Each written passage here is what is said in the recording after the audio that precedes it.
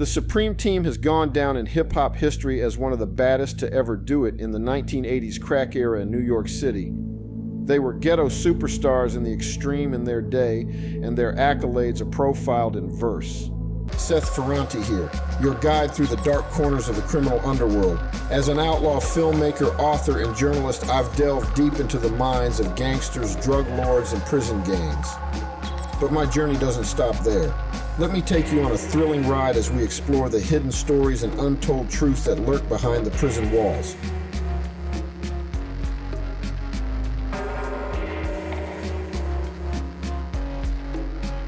Welcome back to Seth Ferranti's True Crime. Today's episode takes us deep into the streets of Queens, New York. It's the 1980s, the birth of hip-hop, the beginning of the crack era, and the rise of Kenneth Supreme McGriff, leader of the notorious and infamous Supreme Team. Nobody played the game like Supreme did. Let's f around and find out. Reporting out of New York City suggests a dangerous drug is making a comeback. Crack sparked a crime wave in America's largest cities in the 80s and 90s and decimated communities across the country, with many black and brown communities hit the hardest. This reporting is especially alarming given the crack crisis in the 1980s and 90s. It came along with a giant surge in violent crime that drove unequal treatment of drug users based largely on race, according to the Justice Department, with an explosion in the black and Latino incarceration rates.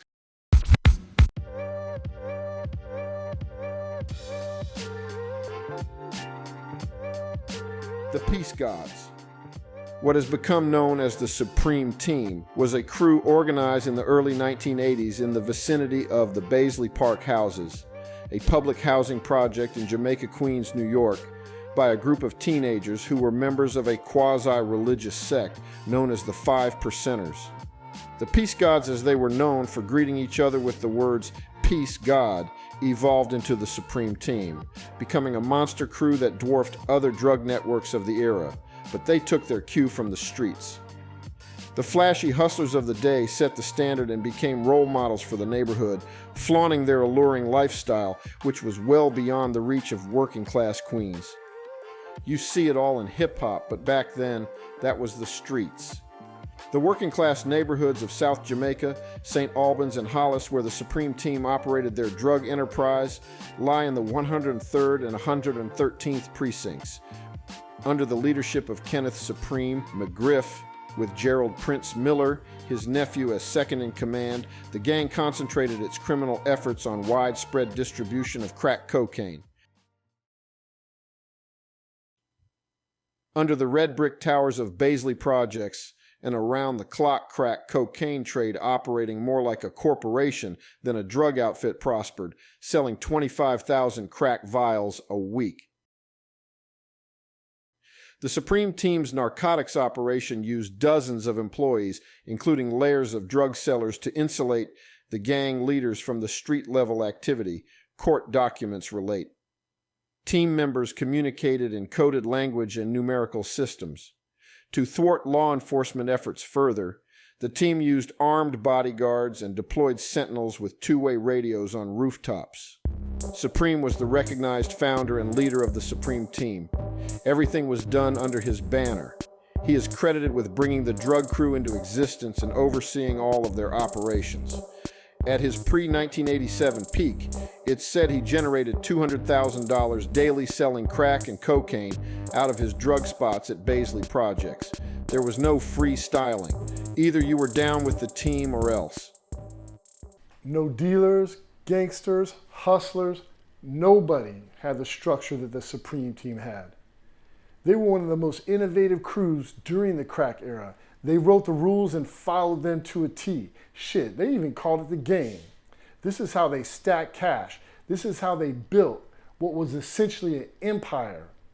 And Supreme just didn't go out and buy gold watches and fur coats. Yeah, I mean, he did all that shit. That's what hustlers do. But this dude was giving away food. This dude was giving away turkeys on Thanksgiving. This dude was handing out dollar bills. He was like a modern day Robin Hood from the streets of New York. Supreme led a team that was said to be over 200 deep and rivaled the mafia in structure.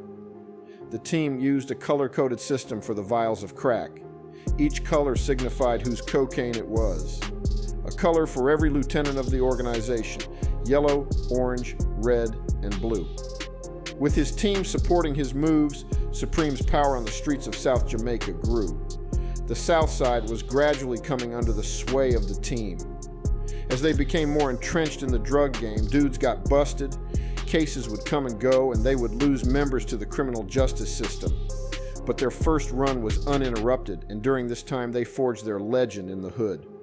Supreme came up with the slogan, "No singles, no shorts," which his dealers chanted like a mantra, repeating it to crack customers, meaning no dollar bills and don't come short with the money.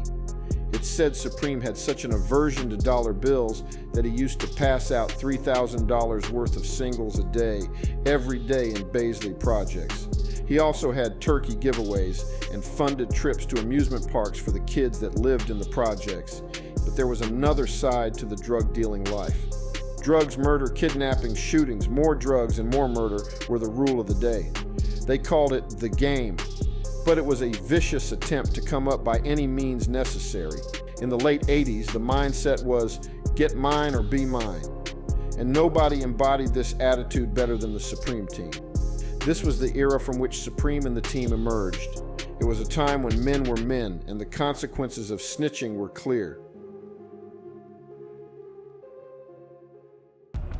Forget everything you know about America's war on drugs.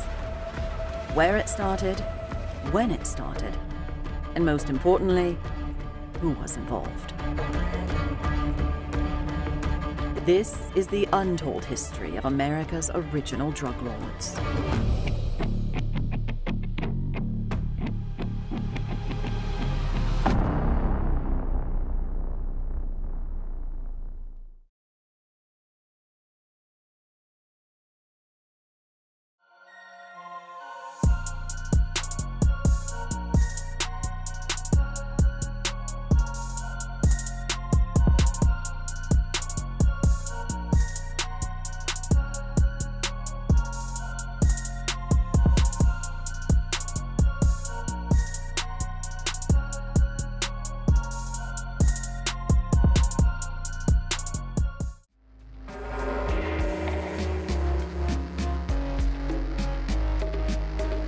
You know, when the movie Scarface was released, it had a profound impact on the black community. A lot of these guys, they were disenfranchised and they wanted to get in the game. They were young gangsters, hustlers who carried guns, were on the block, murdered, whatever it took. But Supreme, he brought his own brand of charisma to the gangster lifestyle. That's what really set him apart.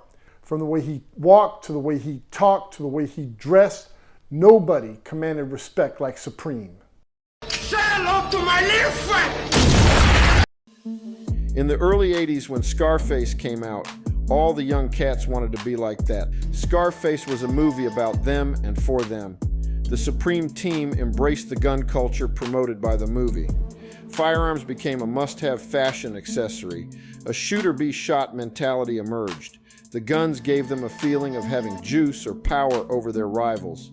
It made all of the youngsters dream. All the youngsters wanted to be drug dealers. It gave us a dream, Antoine Clark from Feds magazine says. This was the Bible. It was inspirational. Had people taking risks, doing crazy shit, glamorizing sex, guns, and drugs. Eating, drinking, fucking, sucking, come on, snoring. That's what it's all about. And as big of an impact as it had on the drug world, its effect was equally important on hip-hop culture. They saw this come up. To the people in the hood, it was a way to get on. Scarface made selling drugs seem cool and lucrative. It romanticized the dope game while glamorizing it and led a whole generation of youth astray. In reality, that movie corrupted the black community. It made dudes want to be hustlers and get money by any means necessary. Supreme was one of those who took the mentality to heart. He dressed in expensive white suits with the crisp white shirt open just like Tony Montana. He embraced the swagger and adopted the fictional gangster's style. He carried himself with the class of an older, more established hustler even when he wasn't. Not just anybody was allowed to be a player in the game. Dudes like Supreme and Prince had to pay their dues, as did all the members of the Supreme team. death before dishonor. You get arrested, you closed your mouth and kept it shut and went to jail. Queens was ground zero for both hip-hop and the crack era. Nobody influenced hip-hop like Supreme. Him and the other hustlers, they partied with the hip-hop artists that would soon become industry icons. Look at how Run DMC paved the way with their style. This attitude that they brought to the rap game was heavily influenced by the Supreme team. It was guys like Kenneth McGriff that kind of gave these dudes a way to be, kind of set the tone. It just wasn't the music. It was this whole attitude shift throughout all of Queens. The new sound of the 80s. Suddenly you hear it everywhere. Rap music. It's all beat and all talk. It tells you a story and makes you want to dance. The south side of Jamaica, Queens became both ground zero for crack and hip-hop, a fertile breeding ground for both rappers and drug dealers. Supreme played a pivotal role in the growth of hip-hop, as he used to book early acts like Curtis Blow, LL Cool J, and the Beastie Boys, paying them $1,000 a night to play at his lavish gangster parties. In turn, the rappers copied his style, swagger, and trends. American culture loves its bad guys, and the legendary figures of the drug game were the province of myth and hearsay until hip-hop artists romanticized their exploits in verse. Rap music began in Harlem and the South Bronx on playgrounds like this one, where people would gather to spin records and then recite their own lyrics, their raps, over the instrumental sections. Now, one of those rappers is 22-year-old Curtis Blow. Yeah, come on now.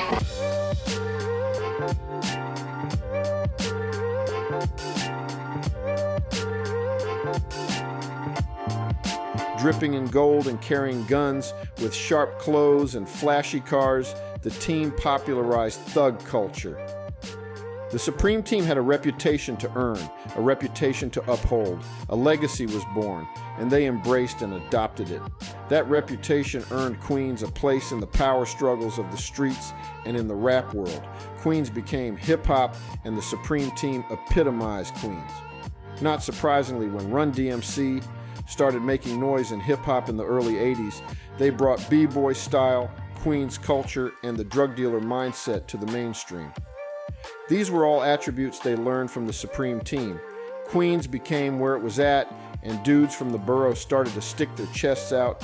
It was a drug game thing, it was a hip-hop thing, it was a Queens thing, it was a growing mentality and attitude that they developed, nurtured, and created. All the neighborhoods in Queens were now being heard together with one defiant voice. Queens went from faking it to running it.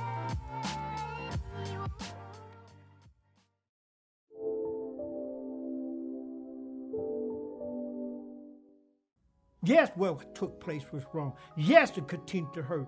That's why nightlife is so important, that we can bring some type of healing and stop using the anger as a way of looking for your answer, and let's start finding some love. Get some self-respect. We need that. St. Louis, it gets a lot of bad publicity, and understandably so. It's a setup from the jump, basically. You know, you playing a game, but you set to lose no matter what. North City does get a bad rap, I think, for the most part, from the media. I really do. Because even if you understand St. Louis, I think to some extent there's just as much violent crime in South City as there is in North City.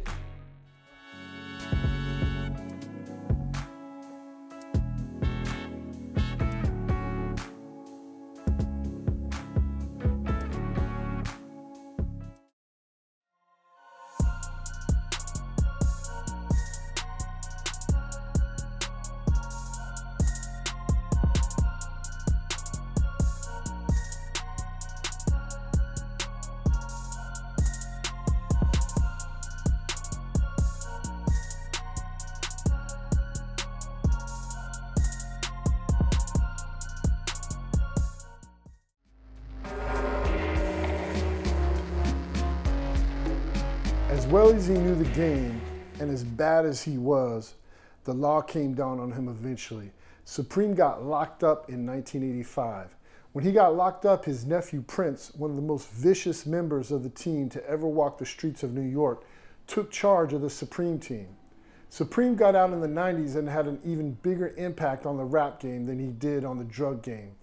Any crime in any verse of any rap song was almost always tied to Kenneth Supreme McGriff. The dude was a part of the lyrical lore of hip-hop. The high-powered rifle with a scope, the $4,000 in cash, and the $14,000 worth of drugs are evidence now. But early this morning, they were the heart and soul of a drug ring working out of the housing projects in the South Jamaica section of Queens. Supreme oversaw the team during its wonder years from the early 80s until his incarceration by the state in 1985 and subsequently the feds in 1987. He served 2 years in the state and then went home on appeal bond when he overturned his 1985 conviction. But it didn't last. The feds came calling and Supreme pled guilty in 1987 to a continuing criminal enterprise charge for running the Supreme team and was imprisoned again. Police department has made in excess of 80 arrests in here. Unfortunately, most of them have come back out on the street and basically back to the same location. After Supreme went to jail in 1987, leadership of the Supreme team was assumed by Prince. Supreme's nephew was the enforcer and second in command for the Supreme team. Prince solidified his control by increasing the security force and employing it against rivals and against team members suspected of disloyalty.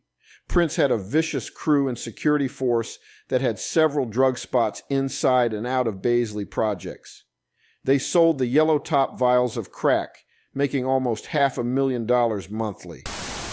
Investigators say a lot of drugs moved through these two buildings in the past 6 months to a year. They estimate that in excess of 1,000 vials of crack were sold and bought here each day. Prince became known as Mr. Untouchable in New York City's tabloid newspapers during the late 80s due to his proclivity to beat any and every case the state brought him up on. He beat multiple murder charges, including the gruesome quadruple murders of 4 Colombian coke dealers Prince and his crew tricked into bringing 8 kilos of coke to them at Baisley projects, proceeding to double-cross and murder them instead of paying them for the drugs in the summer of 1987.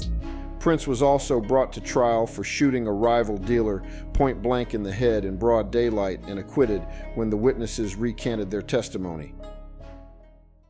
Prince was Supreme's nephew, his closest friend. They were almost like brothers and had an unbreakable bond. That's why Prince was second in command.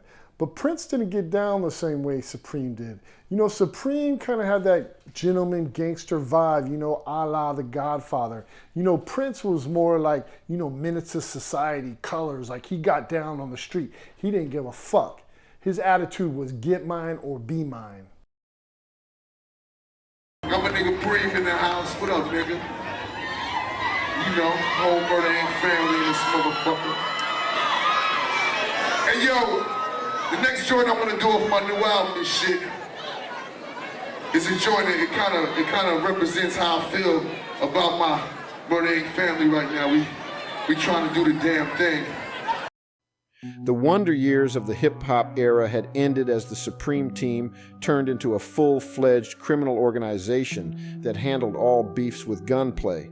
Supreme eventually got out in the mid-1990s and started rolling with Irv Gotti's Murder Inc. and crew. He managed to produce Crime Partners, a straight-to-video DVD based on a Donald Goines novel of the same name. He rose high in the hip-hop hierarchy, riding shotgun with Murder Inc. during their dominant chart-topping years in the music industry when they were media darlings and MTV staples. In his 1990s heyday as hip-hop royalty, he was linked by police to every rap-related crime and pursued heavily by the hip-hop cops. The Organized Crime Task Force was always conducting continuous investigations regarding him and his dealings also. He has been accused of shooting 50 Cent and allegedly had a hand in the Jam Master Jay murder. He went back to prison in 2001 and has remained there, getting a life sentence on a murder for hire charge for the shooting death of Mobb Deep affiliate E-Money Bags. Supreme and Prince are now doing life in the federal prison system for their exploits in the drug game. Many other members of the Supreme team are either in prison with their leaders or did their time and got out. Most of the notable and reputable faces from the crack era are either dead or in jail. The impact the hip-hop hustlers like those from the Supreme Team had on rap and popular culture is undeniable. You see it everywhere in music and film today, but the inevitability of their fates is real. They are not walking off the set of a movie or a video. At the end of the day, they are getting locked in a cell every night and getting served oatmeal for breakfast in the chow hall every morning. It was fun while it lasted, but the reality of living life in prison is final.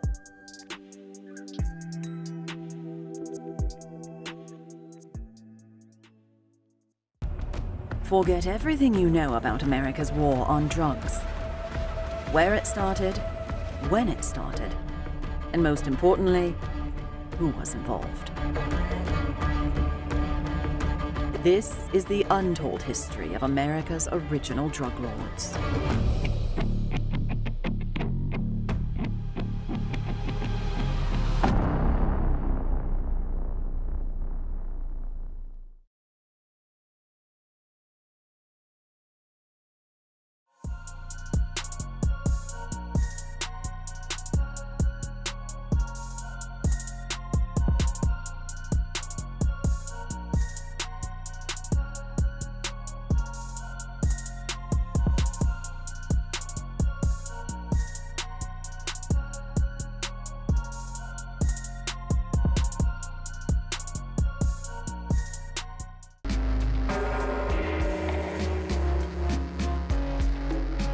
You know, we've mentioned several times now how Supreme's involvement and influence in the rap game was monumental. Some of the most famous hip-hop lyricists and artists in the world, be it 50 Cent or Nas or others, have multiple verses about the real-life street legends, notorious gangsters, hustlers, and murderers like Supreme and the Supreme Team. Let's get into some of the songs that mention members of the Supreme Team.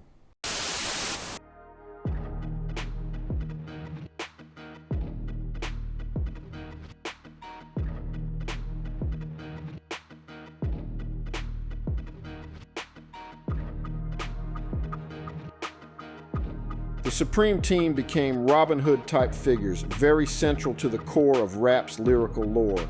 Their legend has impacted the beat, vibe, style, and rhythm of the music and culture. They transformed Queens into a nightlife mecca, where drug lords reigned king, and the burgeoning hip-hop generation took note, turning their 80s exploits into the bling-bling proliferation that came to define rap in the 90s. In Ghetto Quran, 50 Cent called Preem the businessman and said he was very well respected in the streets. Supreme is mentioned in numerous other rap songs by Ja Rule, Noriega, and others.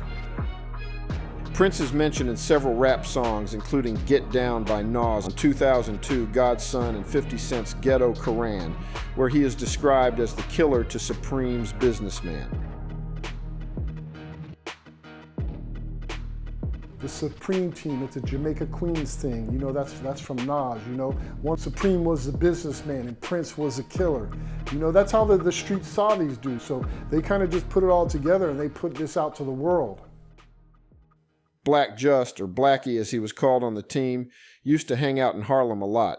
He was down with Rich Porter and Alpo back in the day and used to go to all the trendy clubs of the era like the Rooftop, Latin Quarter, and the Tunnel. Blackie was a very smooth character and dresser who was known to change cars like other people change shoes. He was killed by Mobb Deep affiliate E-Money Bags in a 1999 shootout on the streets of Queens. Supreme drove him to the hospital, but it was too late. Black Just had bled to death. Black Just was very instrumental in the young 50 Cent's early drug-dealing career and ran a boxing club in the hood that 50 frequented. 50 Cent has mentioned Black Just numerous times in magazine interviews and rapped about him on 50 Bars of Pleasure, 50 Bars of Pain. The Supreme loyalist stayed true to his boss till the end, dying right next to him in the shootout with E-Money Bags, possibly even taking the bullet meant for Supreme. So I'm sitting in my office and E-Money Bags walk past and he stops and come back and closed my door. And he came to me, he said, "Bim, that wasn't for Just." He said that wasn't for Just. I just looked at him, man, and I say, E, that is Just. He's dead. It took Supreme a couple of years, but he got revenge for Black Just by having a hit squad kill E Moneybags dead president style in 2002. After the hit, Supreme allegedly told friends that Blackie could finally rest in peace. You know, I was in FCI Gilmer with Supreme like 2004 to 2006 before he got taken back on that Murder Inc. charge. They had him on a little gun charge. You know, I used to walk around with this dude, man, and this dude was a legend. This dude was an icon. We used to walk, and dudes used to come up, and they wanted to rap to him and all types of stuff and spit bars at him, like we were on these 10-minute moves. And I would ask him, I was like, Supreme, why do you talk to these dudes, man? These dudes are like crackheads. Like, these dudes are about nothing, basically. And he told me, he looked me straight in the eye, and he told me, you know what, man? You can learn a lot from a dummy. Supreme was just that real quiet type of dude. He would listen. But when he spoke, you know, people listened, man. People paid attention because he didn't raise his voice very often. But, you know, when he did speak, dudes were all ears. That was just the respect that he commanded. You know, I can say honestly, you know, being able to write about him, being able to be around him, and being able to talk to him and communicate him, you know, it's always been an honor for me, you know, because this dude is like a legend. Currently, Prince is serving 7 life sentences at USP Allenwood in Pennsylvania, and Supreme is serving life at USP Lee in Virginia. Their tale is one of turns, twists, and fate, but their influence and relevance has left a lasting impression. The drug game influenced the style and swagger of street culture, hip-hop, and gangster rap, and made the Supreme Team icons in the annals of gangster lore. As we wrap up this episode of Seth Ferranti's True Crime, it's no secret that Kenneth McGriff and the Supreme Team not only established the game, but took it to a whole nother level, leaving a lasting impression on both the streets of New York and the rap industry.